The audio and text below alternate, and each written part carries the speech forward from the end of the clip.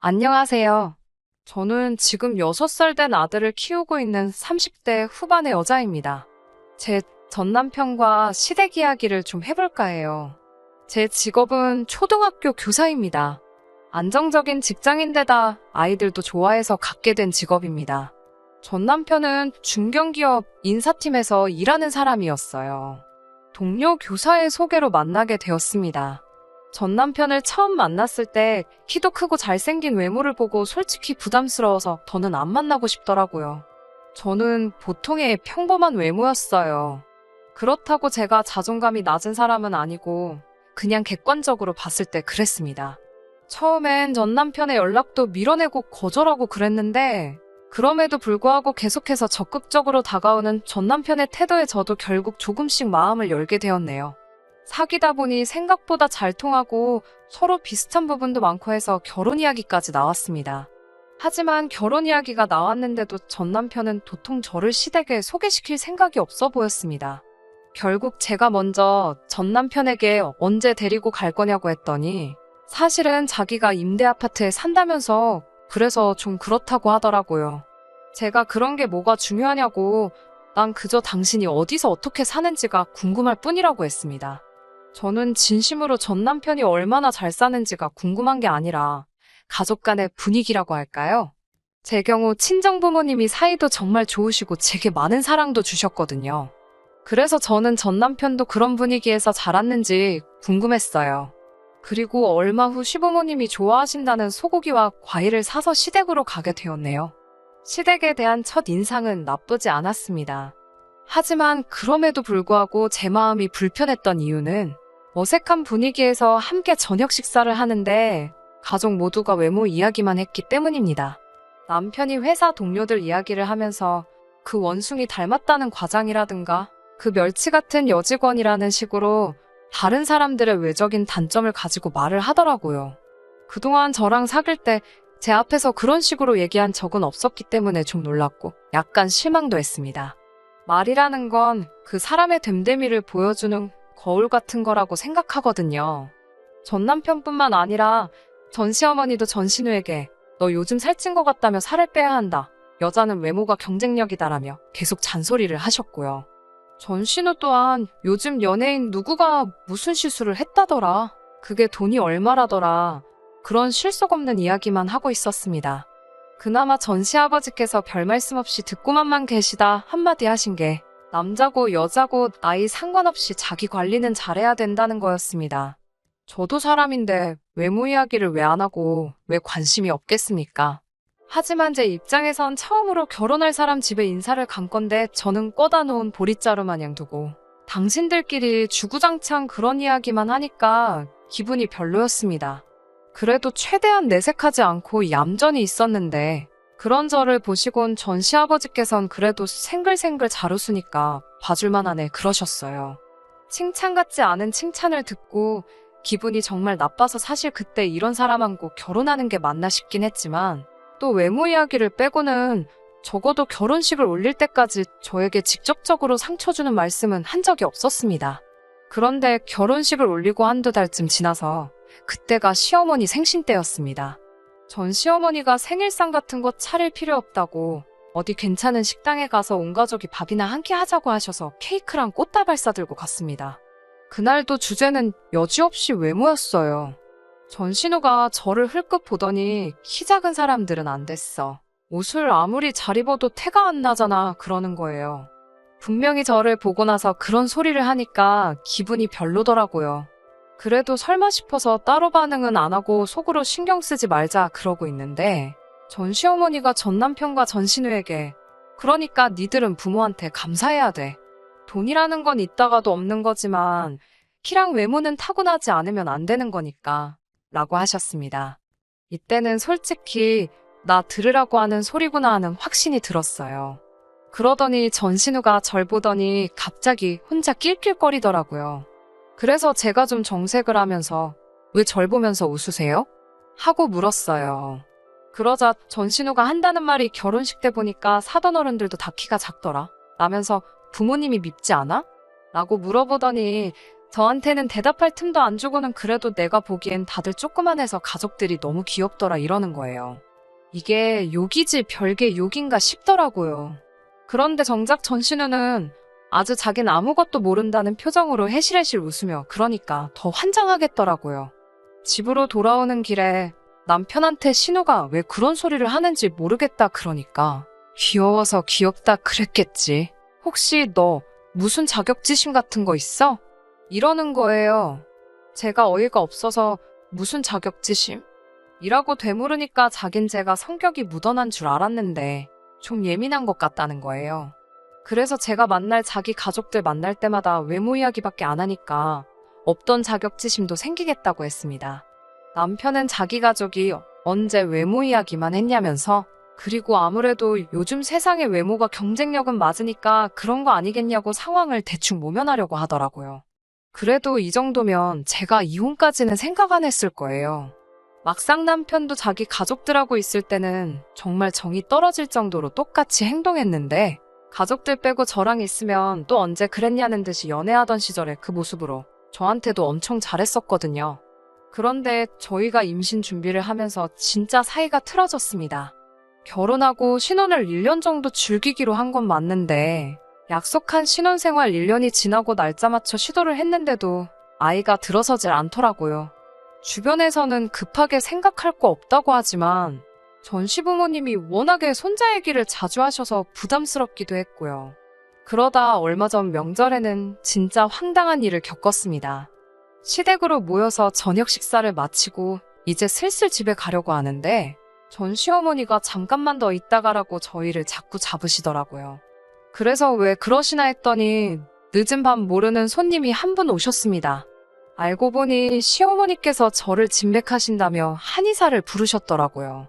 더 어이가 없는 건 제 진맥만 하고 남편 진맥은 안 했습니다. 한의사 선생님도 제가 황당해하는 모습을 보시곤 몹시 난처해 하셨습니다. 한의사 선생님은 몇 번 제 맥을 짚어보시더니 혹시 요즘 스트레스 받는 일이 많냐면서 마음을 편하게 가지라고 하시더군요. 요즘 세상에 스트레스 안 받고 사는 사람이 어디 있나요? 그리고 입장 바꿔놓고 시댁에서 저런 대우받고 같은 상황이었다면 그 어떤 긍정적인 사람일지라도 없던 스트레스도 생기지 않겠어요? 거기에 다른 사람도 아니고 시부모님의 신우까지 정말 온 시댁 식구가 있는 데서 맥을 짚히고 있는데 속상하고 억울했습니다. 그래서 한의사 선생님께 임신을 저 혼자 하는 것도 아닌데 왜 남편 맥은 안 잡냐고 하니까 시어머니가 어이없다는 듯이 야, 네 남편을 봐봐라. 인물 좋고 키도 크고 그런데 무슨 문제가 있겠냐? 괜히 남 탓할 생각하지 말고 저더러 관리 좀 해라. 라고 하시더군요. 며칠 뒤 저는 남편을 데리고 병원에 갔습니다. 최소한 우리 둘 다 정상인 건 확실히 확인하고 제대로 임신에 대한 계획을 세워보자고요. 그런데 검사 결과는 충격적이었습니다. 저희 부부가 나님인 이유는 남편의 건강하지 못한 정자 때문이었어요. 솔직히 저도 많이 실망했지만 남편은 저보다 훨씬 더 충격을 받은 눈치였어요. 저는 풀죽은 남편을 위로하며 같이 노력해보자고 했습니다. 시부모님은 그럴 리가 없다며 상황을 인정하지 않으셨지만 저는 당신들도 충격이 커서 그런 거려니 생각하고 따지지 않았습니다. 그리고 한동안 모든 사람들이 암묵적으로 합의라도 한 듯 이 일을 입에 올리지 않았습니다.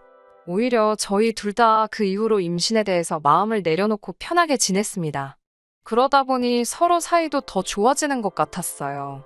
그래서인지 그렇게 노력해도 생기지 않았던 아기 천사가 저희를 찾아와 주었습니다.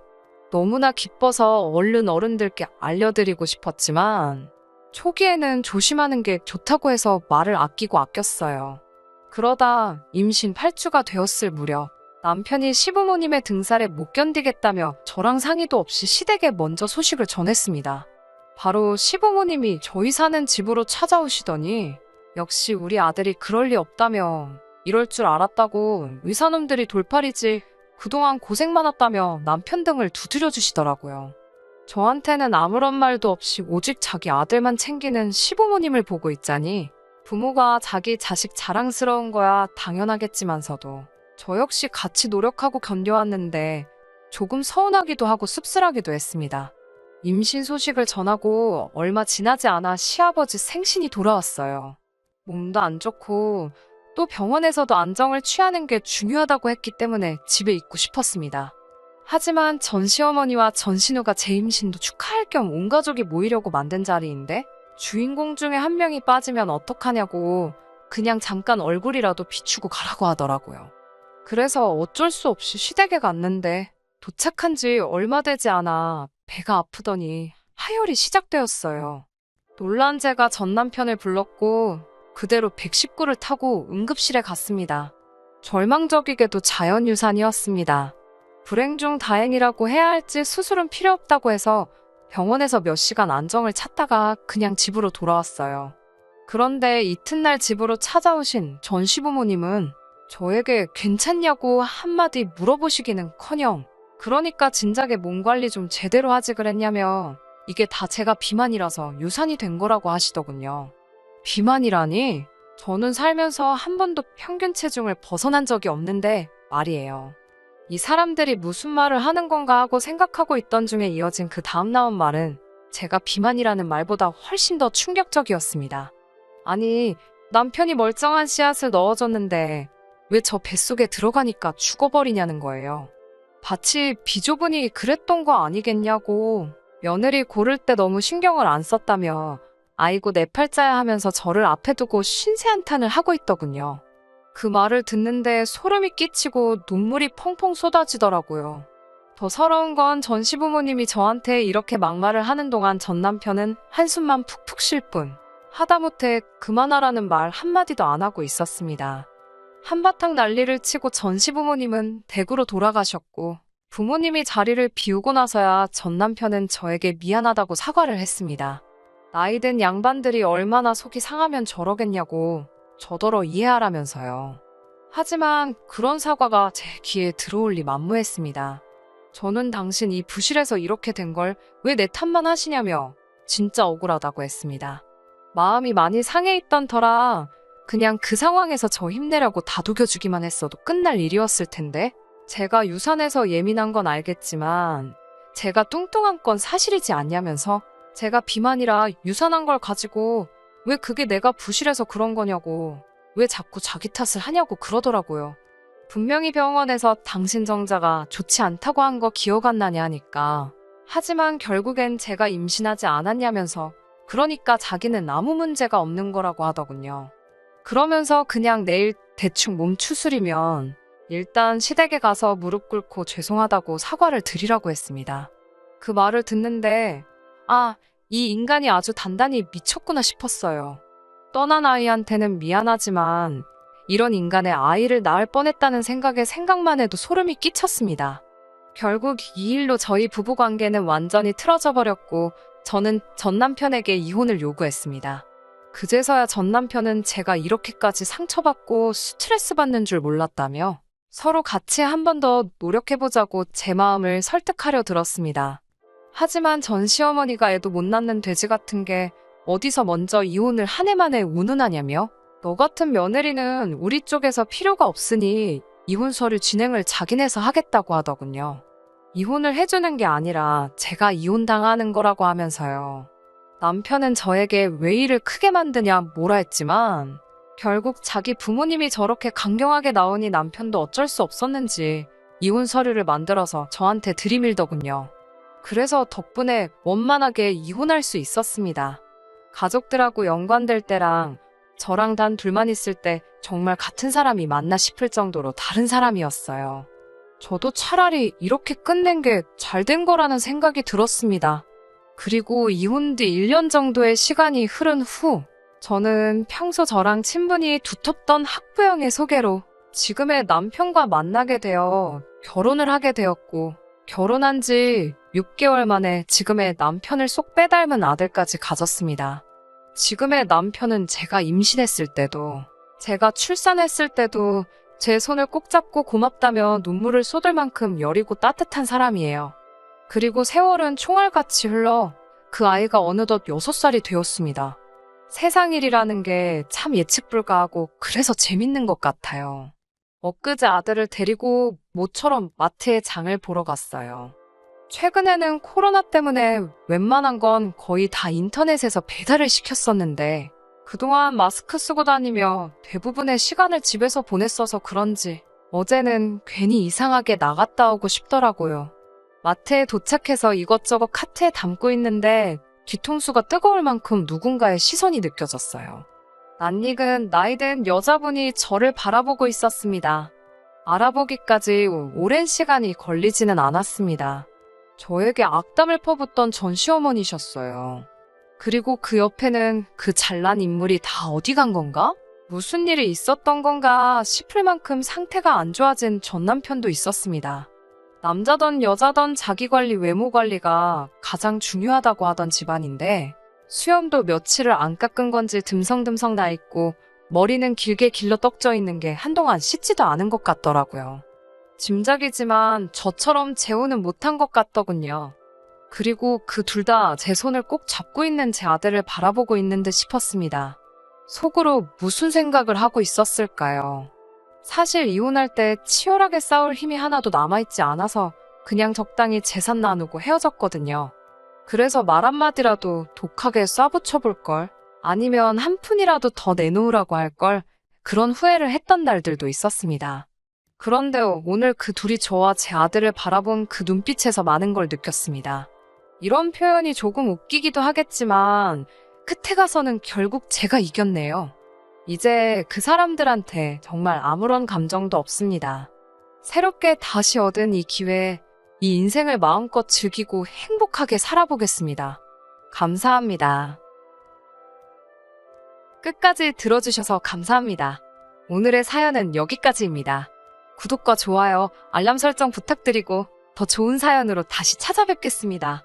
감사합니다.